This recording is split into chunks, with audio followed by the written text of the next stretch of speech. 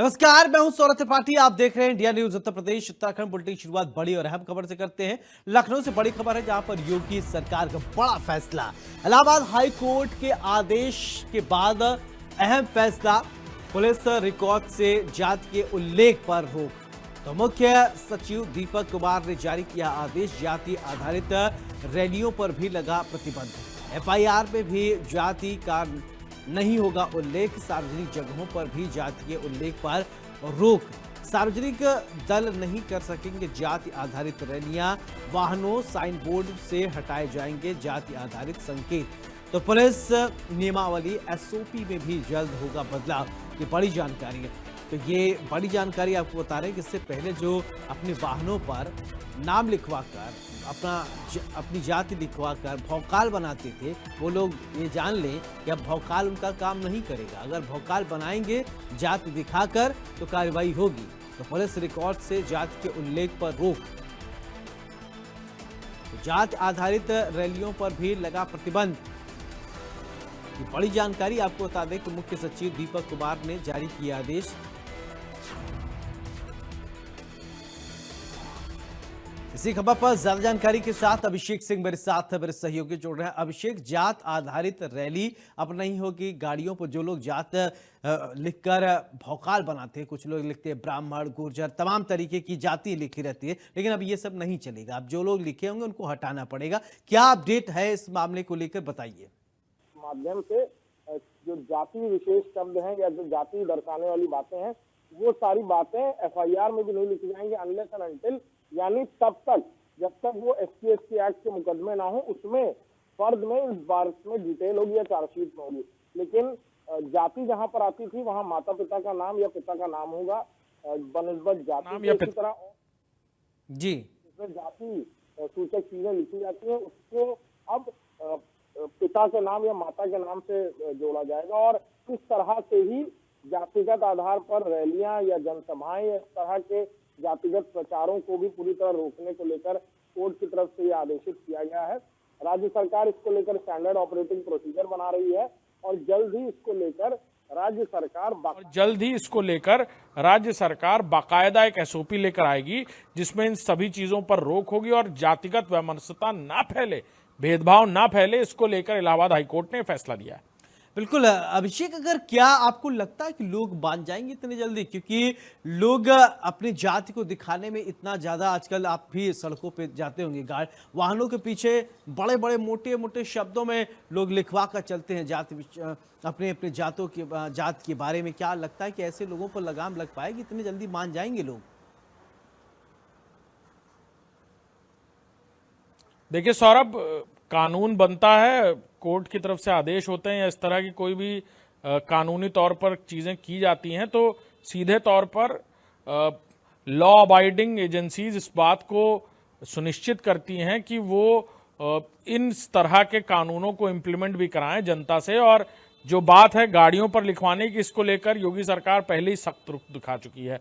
पहले ही इन सारी बातों को लेकर कार्रवाई की बात कही गई थी, जिसके बाद कई सारी बड़ी बड़ी कार्रवाइयां की गई। जो लोग गाड़ी पर जाति सूचक लिखवाते हैं बातें, उसको लेकर। लेकिन अब क्योंकि कोर्ट ने हस्तक्षेप किया है, कोर्ट ने इस पूरे मामले को लेकर एक आदेश दिया है, तो सीधे तौर पर कहा जाए तो अब इस पूरे मामले को लेकर सरकार एक स्टैंडर्ड ऑपरेटिंग प्रोसीजर बनाएगी और जिसके मुताबिक जाति से जुड़ी हुई कोई जातिगत रैली, कोई सार्वजनिक स्तर पर जाति का प्रदर्शन करना, गाड़ियों पर लिखवाना, इस तरह की चीजों को पूरी तरह से बाहर किया जाएगा जी चलन से। बिल्कुल अभिषेक, ऐसा कोर्ट को क्यों लगा कि ऐसा होना चाहिए? क्योंकि कोई भी अगर कानून लाया जाता है, कोई इम्प्लीमेंटेशन किया जाता है, उसके पीछे एक वजह होती है। क्या वजह रही जिसको कोर्ट को इंटरफेयर करना पड़ा और कोर्ट ने ऐसा फैसला सुनाया?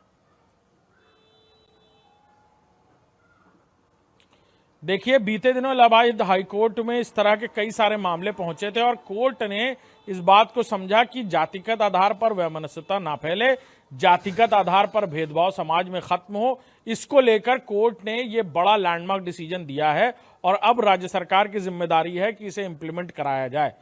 इसको लेकर आला अधिकारियों को आदेशित किया गया है स्टैंडर्ड ऑपरेटिंग प्रोसीजर बनाने के लिए।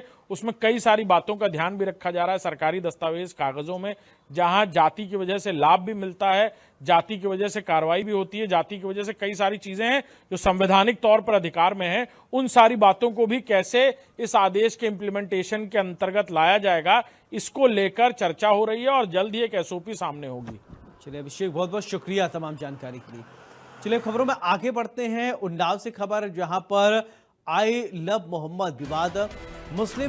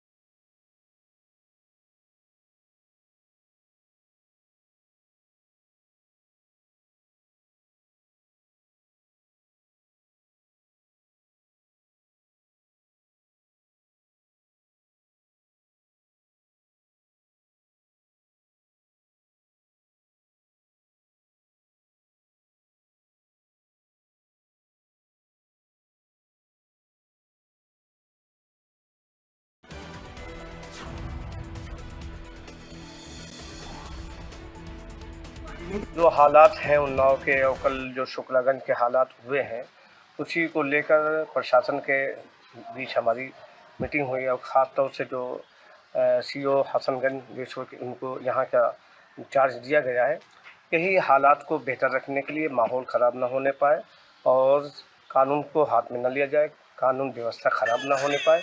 इन्हीं सब चीज़ों के ताल्लुक से ये मीटिंग हुई है कि एक अपील कायम किया जाए।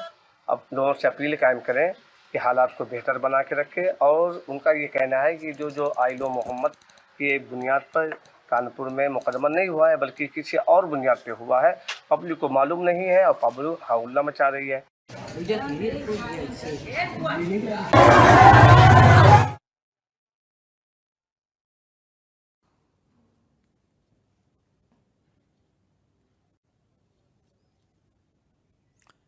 ये उन्नाव से जानकारी आपको बता रहे हैं कि जहां पर आई लव मोहम्मद को लेकर विवाद खड़ा हो गया और ये देखिए नारेबाजी भी हुई है। वहीं शहर काजी ने लोगों से शांति व्यवस्था बनाए रखने की अपील की है।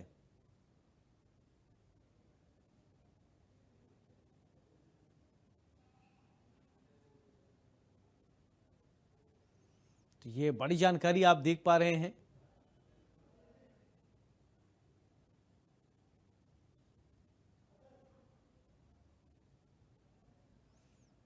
तो उन्नाव का ये मामला, उन्नाव से ये तस्वीर आप देख पा रहे हैं जहां पर विवाद के बाद प्रदर्शन देखने को मिल रहा है। वहीं पर पुलिस बल को तैनात किया गया है, सुरक्षा के पुख्ता इंतजाम किए गए हैं ताकि किसी प्रकार की कोई अप्रिय घटना न घटित हो।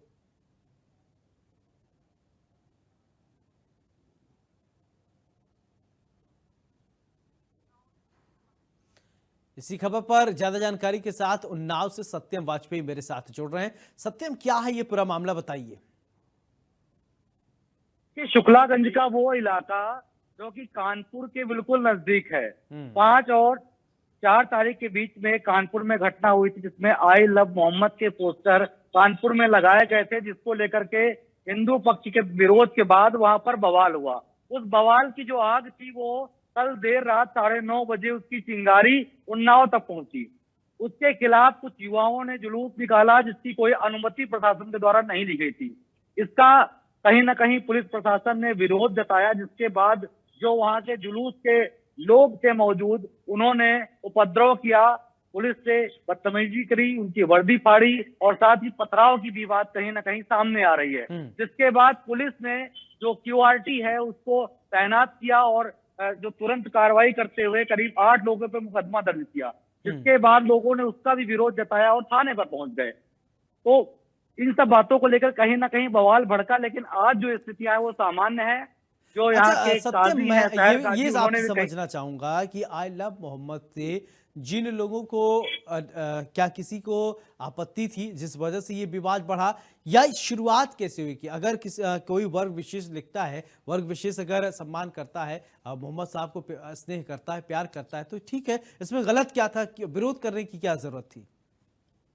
बिल्कुल, जैसा कि हमारे स्थानीय लोगों से बातचीत हुई है, उन्होंने भी यही बात कही कि अगर हम किसी जो अपने जो खुदा है उनको आई लव मोहम्मद लिख करके करते हैं, उसमें किसी को क्या ऐतराज है। लेकिन ऐतराज यहाँ पर अगर देखा जाए तो साफ तौर पे ये निकल के आया है कि जितना बड़ा जुलूस था, जबकि 163 जो है वो धारा जो बीएनएस की है वो 163 धारा 25 अगस्त को लागू हो गई थी। तो कानूनन अगर देखा जाए तो 4 से 5 लोगों की वहां पर एक साथ में इकट्ठा नहीं होना था, इसकी परमिशन भी नहीं दी गई थी और इतना बड़ा जुलूस निकाला। तो आपत्ति कहीं ना कहीं इस बात को लेकर थी, ना कि आई लव मोहम्मद लिखने को या पोस्टर लगाने को लेकर के आपत्ति यहाँ पर चलाई गई। लेकिन जिस प्रकार का माहौल कानपुर से लेकर के उन्नाव तक कहीं ना कहीं एक अफवाह फैलाई गई, वो जरूर निंदनीय रही है। जबकि उसको स्पष्ट कर दिया गया है कि कानपुर में जो भी बवाल हुआ, जो भी चीजें उसको लेकर के कोई मुकदमा नहीं हुआ था, लेकिन कल जो उन्नाव में उपद्रव हुआ उसको लेकर के कार्रवाई पुलिस ने जरूर की है। चलिए सत्यम, बहुत बहुत शुक्रिया तमाम जानकारी के लिए। चलिए खबरों में आगे बढ़ते हैं। अलीगढ़ से खबर है जहां पर राजस्व विभाग में भ्रष्टाचार, कोल तहसील में जमीन पर रेलवे का कब्जा, बताया जाए कि जमीन की खरीद फरोख्त पर भी रोक लगाने की एक कॉपी तहसील में रजिस्ट्रार के पास। इंडिया न्यूज के सवाल, अधिकारियों ने नहीं दिया जवाब। ये बड़ी जानकारी आपको बता दी कि जमीन की खरीद फरोख्त पर रोक लगने की एक कॉपी तहसील में रजिस्ट्रार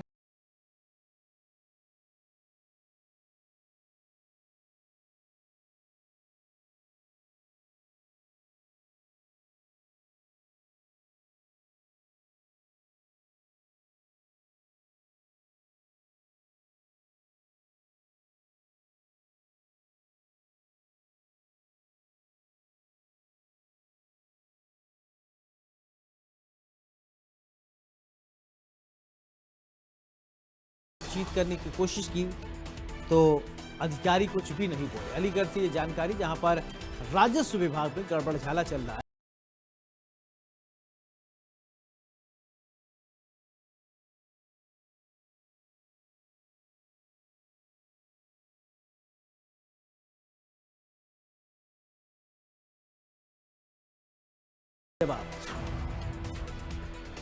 ये बड़ी जानकारी इस वक्त आप देख पा रहे हैं अलीगढ़ से, जहां पर राजस्व विभाग में भ्रष्टाचार का मामला सामने आया है। कोल तहसील में जमीन पर रेलवे का कब्जा, जमीन की खरीद फरोख्त पर भी रोक।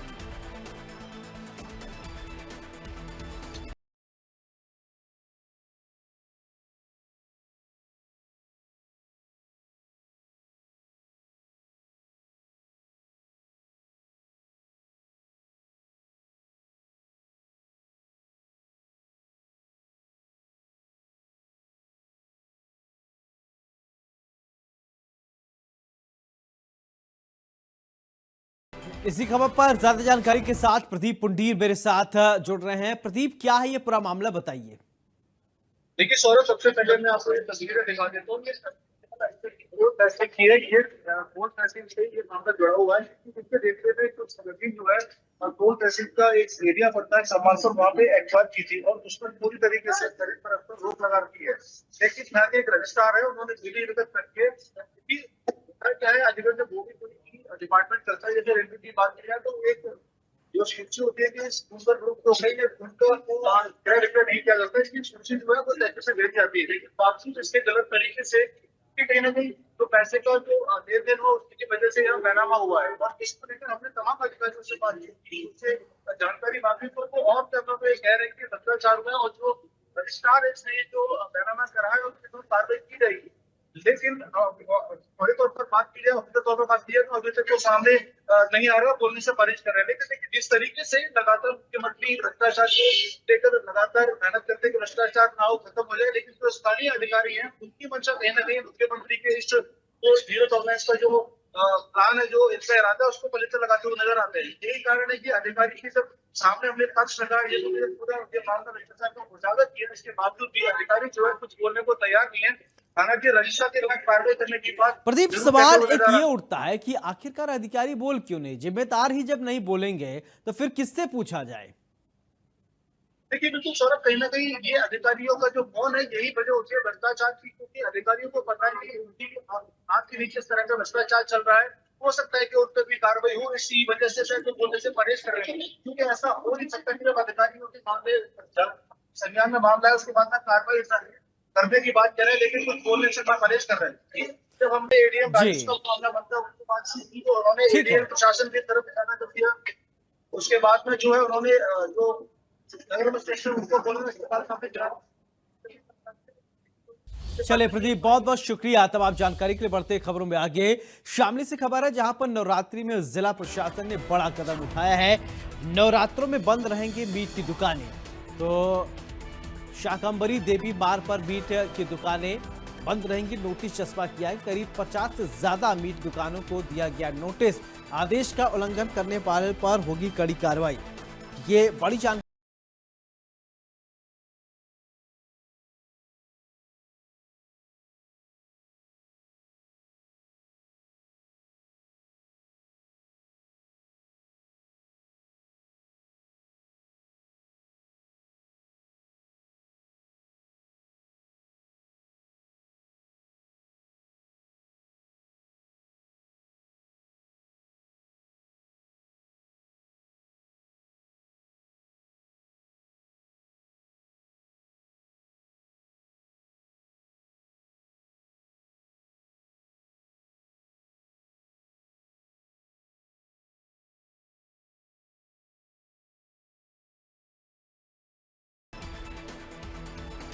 इसी खबर पर ज्यादा जानकारी के साथ वरुण कुमार मेरे साथ, मेरे सहयोगी जुड़ गए हैं। वरुण, बताया जा रहा है कि मीट की दुकानों को बंद करने के लिए 9 दिनों तक नोटिस दे दिया गया है। क्या जानकारी है आपके पास, बताइए। बिल्कुल, देखिए शामली में जो है नवरात्रों को लेकर के प्रशासन ने तैयारियां पूरी कर ली थी, और आज कल देर रात से लेकर के आज सुबह तक जो है प्रशासन की ओर से नोटिस बांटे गए थे। जो मीट की दुकानें सड़कों पर थी, जो मीट की दुकानें मुख्य मार्गों पर खुली हुई थी, उनको जो है बंद करा दिया गया है। इसमें पुलिस का तर्क यह है, चूंकि सहारनपुर जनपद के में मां शाकुंभरी देवी एक बड़ा सिद्ध स्थल है, और वहां पर जो है पश्चिमी उत्तर प्रदेश के लोग उनको अपनी कुल देवी मानते हैं, और नवरात्रों में जो है पैदल यात्रा करते हुए जो है माता के दर्शन करने के लिए जाते हैं। तो जाहिर सी बात है कि प्रशासन नहीं चाहता कि रास्ते में जो मीट की दुकानें ये जो मीट की दुकानें खुली मिले, या कुछ बवाल हो, या किसी बात को लेकर के कोई सांप्रदायिक सौहार्द जो है यहाँ पर बिगड़े। तो उसके एहतियात के तौर पर जो शामली जनपद की मुख्य सड़कों पर मीट की दुकानें थी, उनको बंद करा दिया गया है। और ये नोटिस स्पष्ट रूप से दिया गया है कि 2 अक्टूबर तक ये सभी दुकानें बंद रहेंगी। हालांकि जो दुकानें मीट की कस्बे के अंदर या जो अन्य इलाकों में हैं, वो पूरी तरह खुली रहेंगी, लेकिन जो मुख्य मार्गों पर जो मीट की दुकानें हैं, उनको पूरी तरह बंद करा दिया गया है। और इसको सख्ती से पालन करने के लिए खुद जो है जनपद के एसपी ने जो है कई टीमें लगाई है, बाकायदा शहर में शहर कोतवाल की ड्यूटी लगाई है, कैराना कस्बे में कैराना सीओ की ड्यूटी लगाई है। तो इसके लिए नोडल अधिकारी तक जो है शामली पुलिस के द्वारा नियुक्त किए गए हैं। जी चलिए, बहुत बहुत शुक्रिया वरुण तमाम जानकारी के लिए। और बढ़ते खबरों में आगे, एटा से खबर है जहां पर साइबर ठगी के गिरोह का भंडाफोड़ किया गया है। पुलिस ने 2 साइबर ठगों को गिरफ्तार किया है।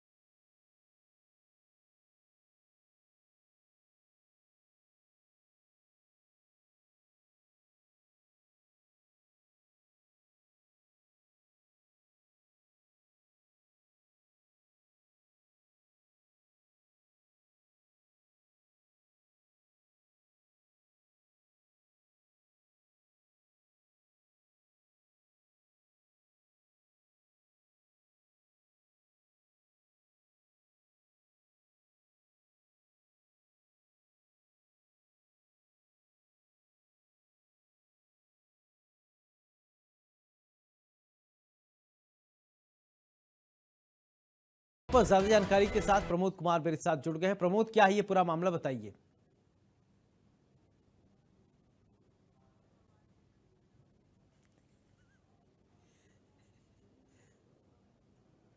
लगता है कि प्रमोद तक आवाज नहीं पहुंच रही है।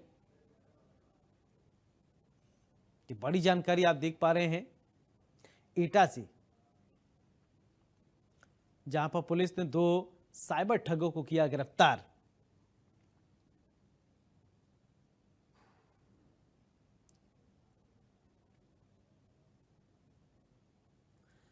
तो mobile SIM, bank passbook, ATM card, cash बरामद किया गया है।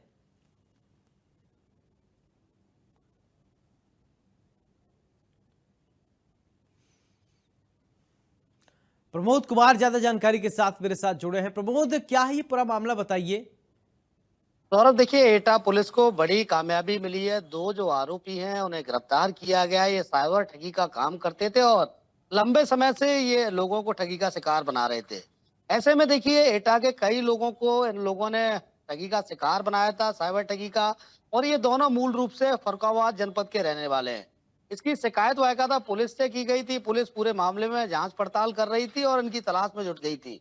आज पुलिस को बड़ी कामयाबी मिली है। 2 ठगों को गिरफ्तार कर लिया है। इनके कब्जे से मोबाइल फोन, इसके अलावा लैपटॉप, पैन कार्ड और बैंक की पासबुक के अलावा कई सारे डिजिटल उपकरण बरामद किए गए हैं।